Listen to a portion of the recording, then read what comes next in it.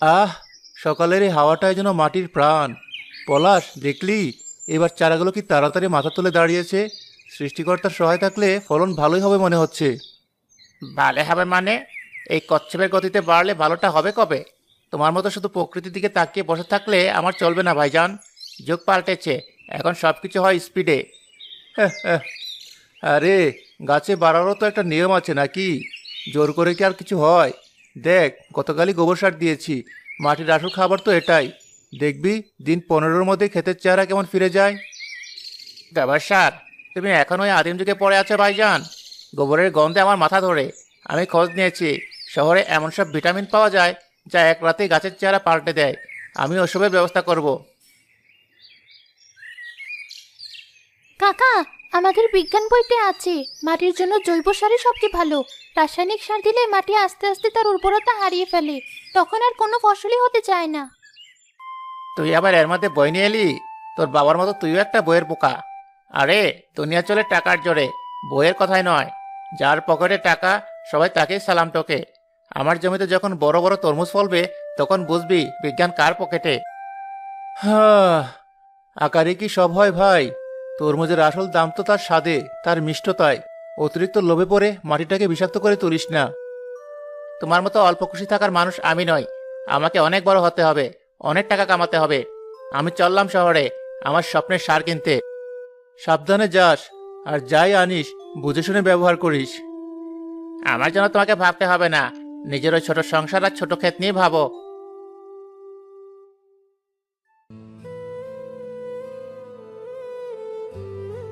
বাবা, কাকা তোমার কোনো কথাই শুনলো না। সবাই কি আর সব কথা শোনে মা? ওর মাথায় এখন বড়লোক হওয়ার ভূত চেপেছে। আল্লাহ ওর মঙ্গল করুন। চল, আমরা আমাদের কাজ করি।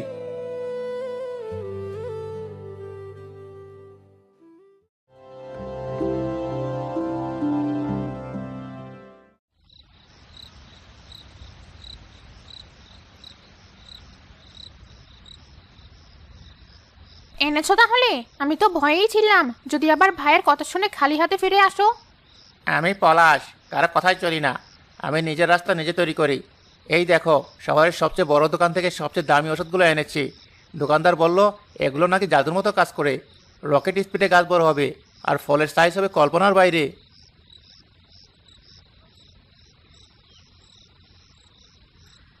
বাবা, এতে কি তরমুজগুলো সত্যি অনেক বড় হবে? আমার বন্ধু রতনকে দেখিয়ে দিতে হবে আমার বাবার ক্ষমতা কত। ওর বাবা তো সারাদিন শুধু লাঙ্গলই টেলে। তোর বাবা আর লাঙল ঠেলবে না, তোর বাবা রাজা হবে। শোনো, এই ওষুধ কিভাবে ব্যবহার করতে হবে সব জেনে এসেছো তো? এক ফোঁটাও যেন এদিক ওদিক না হয়। আমি চাই আমাদের তরমুজগুলো যেন সবুজপুর গ্রামের সবাই দেখতে আসে। সব জেনে এসেছি। 1 ড্রাম জলে 1 চিপি, সপ্তাহে 2বার স্প্রে করতে হবে। আর এই যে পাউডারটা দেখছো, এটা গাছের গোড়ায় দিতে হবে। 10 দিনের মধ্যে দ্বিগুণ ফলন।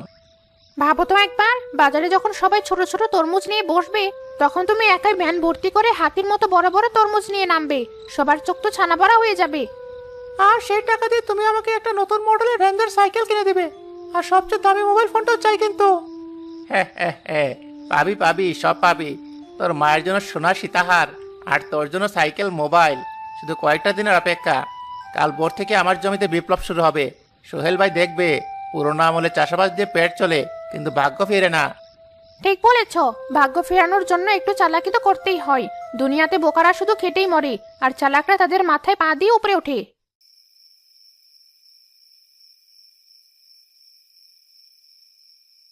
আজকেও ভাইকে কিছু বললি? ওর মতি গতি তো ভালো ঠেকছে না। বললাম তো, কিন্তু কে শুনে কার কথা? ওর মাথায় এখন টাকার নেশা। শহর থেকে কি সব রাসায়নিক সার কিনে এনেছে। রাসায়নিক? কিন্তু ওগুলো তো জমির জন্য, ফলের জন্য, এমনকি মানুষের শরীরের জন্যও ভালো না। গ্রামের ডাক্তার তো সেদিন বলছিল আজকাল মানুষেরা তো অসুখ বিসুখের কারণে হলো বিষ দেওয়া ফল আর সবজি।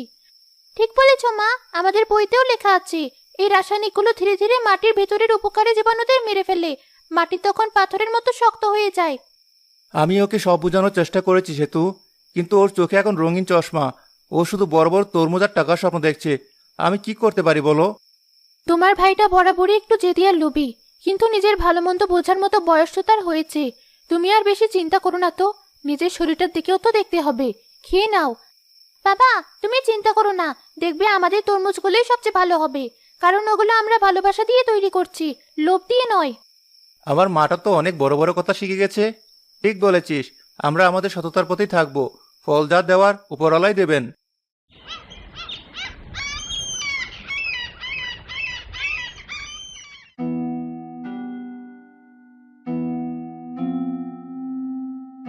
পলাশ, এ কিসের গন্ধ? পুরো এলাকা মোমো করছে। তুই জমিতে কি চিটাচ্ছিস এসব? কীটনাশক। পোকা লাগার আগে ব্যবস্থা নিতে হবে তো, শহরের ডাক্তাররা বলে। কিন্তু গাছের পাতাগুলো কেমন যেন চকচক করছে। আর এই ফলে তুই সরাসরি ইঞ্জেকশন দিচ্ছিস কেন? আমি দূর থেকে দেখলাম। ওটা ইঞ্জেকশন নয় ভাইজান, ওটা হলো গ্রোথ হরমোন।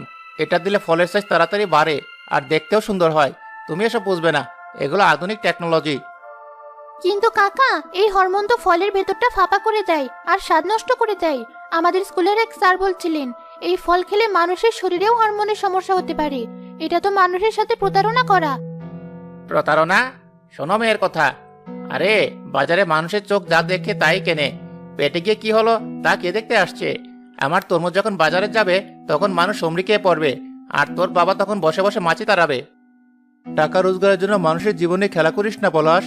আজ হয়তো 2 পয়সা বেশি কামাবি, কিন্তু বিশ্বাস হারালে আর কোনোদিন ফিরে পাবি না। আর প্রকৃতির উপর এত অত্যাচার করলে প্রকৃতিও একদিন প্রতিশোধ নেবে।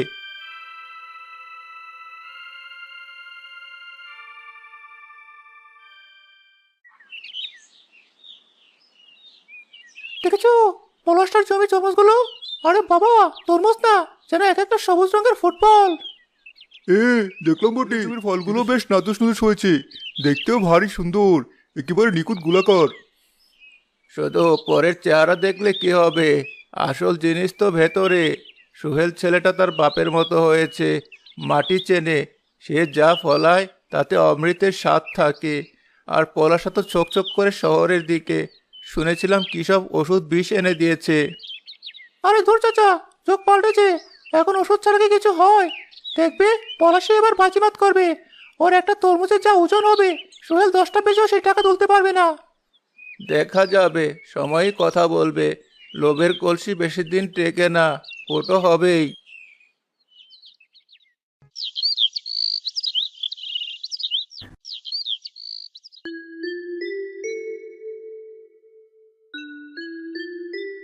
কি সুহেল ভাই, এবার তোমার বাগানের মানিকদের এনেছো তাহলে? একটা কেটে দেখাও তো, দেখি ভেতরটা কেমন। নিশ্চয় মোরল সাহেব, এই দেখুন। একেবারে খাঁটি জিনিস, 1 ফোঁটা বিষ বা কেমিক্যাল নেই। নিজের সন্তানের মতো যত্ন করে ফলিয়েছি। বাহ, এত শুধু তরমুজ নয়, যেন মধু। আহা, প্রাণটা জুড়িয়ে গেল রং দেখে। আজকাল তো বাজারে সব হাইব্রিড ফলে ভরা। দেখতেই সুন্দর, মুখে দিলে স্বাদ নেই। আমাকে গোটা 5 ভালো থেকে ওজন করে দাও তো। এই নিন কাকা, আপনার 185 টাকা হয়েছে। কিছুক্ষণের মধ্যেই সোহেলের ভ্যানের সামনে মানুষের ভিড় জমে যায়। যেই তার তরমুজের স্বাদ পরখ করে সেই 2-4টি কিনে নিয়ে যায়। সবাই তার সততার পরিশ্রমের প্রশংসা করতে থাকে। তোমার তরমুজের সাইজ হয়তো পলাশের মতো বড় নয়, কিন্তু স্বাদে তোমারটাই রাজা সোহেল। পয়সা দিয়ে জিনিস কিনবো, স্বাদটাই তো আসল।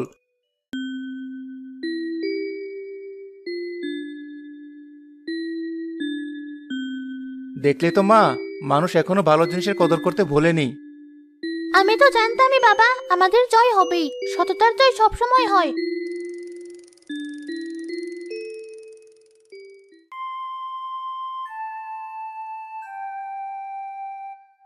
দেখলে, বাজারের সবাই নাকি সোহেল ভাইয়ের তরমুজের খুব প্রশংসা করছে।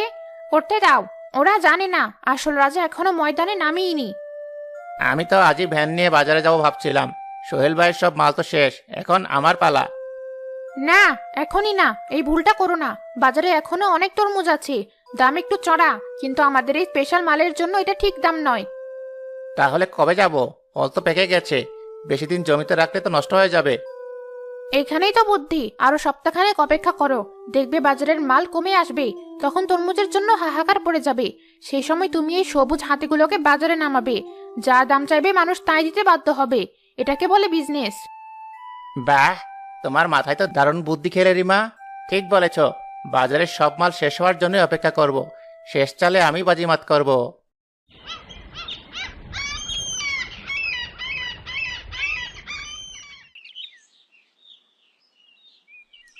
মহাজন সাহেব, আমাকে আরো 1010 টাকা ধার দিতে হবে। 10,000?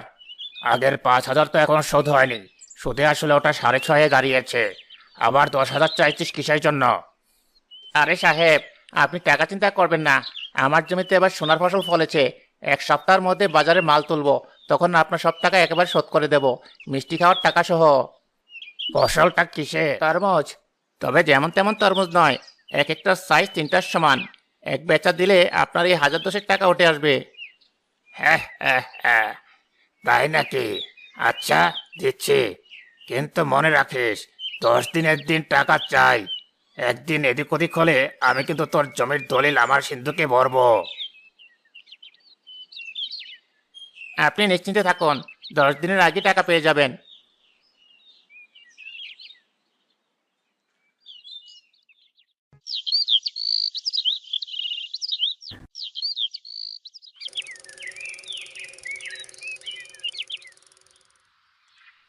এই যে চলে আসুন, দেখুন আর নিয়ে যান। তরমুজের রাজা। একটা কিনলে 7 দিন খেতে পারবেন, না কিনলেই লস। চলে আসুন এখনই। এত বড় তরমুজ দেখে বাজারের লোকজনের চোখ কপালে উঠে। সবাই তার ভ্যানের চারপাশে ভিড় জমায়। উরি বাবা, এ তো তরমুজ নয়, যেন ডাইনোসরের ডিম। ওজন কত হবে একটার? 10 থেকে 15 কেজির কম নয় একটাও। দাম কত চাইছো? সেরা জিনিসের সেরা দাম। এক পিস মাত্র 500 টাকা, একদম। 500 টাকা? বলিস কি ভাই? বাজারে আগুন লাগলো নাকি? একটা তরমুজের দাম এত হয় না। আগে বলেছি, এটা সাধারণ তরমুজ নয়। আপনাদের মতো সাধারণ খরিদ্দারের জন্য আমারই মাল নয়। তার কথায় অনেকে অপমানিত বোধ করে সরে যায়, কিন্তু দুই একজন শৌখিন ক্রেতারা এমন অদ্ভুত জিনিস দেখে আকৃষ্ট হয়। ভাই, আমাকে একটা দিন তো, বাড়িতে দেখিয়ে চমকে দিতে হবে। প্রথম দিনে পলাশের গোটা 10 তরমুজ চড়া দামে বিক্রি হয়ে যায়। সে আনন্দে আত্মহারা হয়ে বাড়ি ফেরে।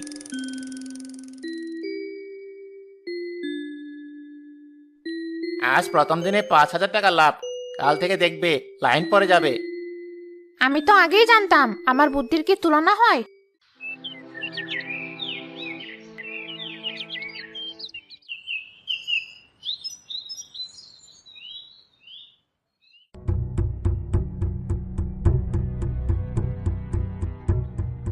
এই যে ভাই, কাল কি জিনিস গুছিয়ে দিয়েছেন আমাদের?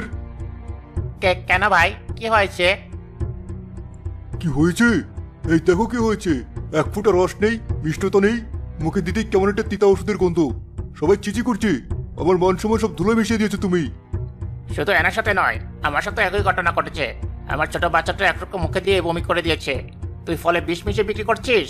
টাকার জন্য মানুষের জীবন নিয়ে নিবি? বিশ্বাস করুন, আমি বিষ মিশাইনি। আমি শুধু ফল বড় করার জন্য একটা ওষুধ দিয়েছিলাম। চুপ কর শয়তান, তোরই অসুখ হলো বিষ। আপনারা সবাই শুনে রাখুন, এই লোকের তরমুজ কেউ কিনবেন না। এর তরমুজ কেনা মানে নিজের টাকায় ওষুধ কিনে ঘরে নিয়ে যাওয়া। এর সাজটাই বড়, ভেতরে সব ফাঁকা আর বিষে ভরা। খবরটা পুরো বাজারে ছড়িয়ে পড়ে। লোকজন পলাশকে ধিক্কার দিতে থাকে। শান্ত হন সবাই। ও হয়তো না বুঝে ভুল করে ফেলেছে, ওকে একটা সুযোগ দিন। তুমি মহৎ মানুষ সোহেল ভাই, তাই ওর হয়ে কথা বলছো। কিন্তু এই লোক ক্ষমার যোগ্য নয়। ও লোভী, ও প্রতারক। এরপর পলাশ যতই দাম কমানোর কথা বলুক, একটা কিনলে একটা ফ্রি বলে চিৎকার করুক, কেউ আর তার ভ্যানের দিকে ফিরেও তাকায় না।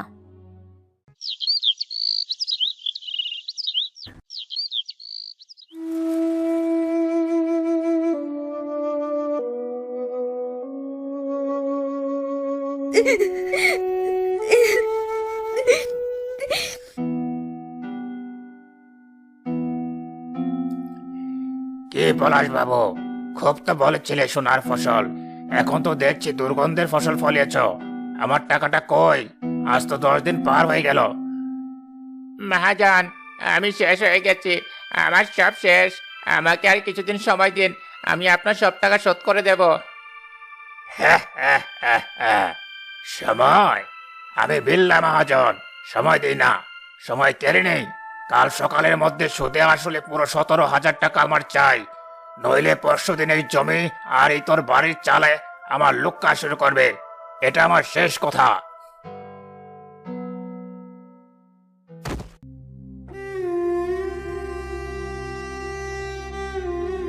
পলাশ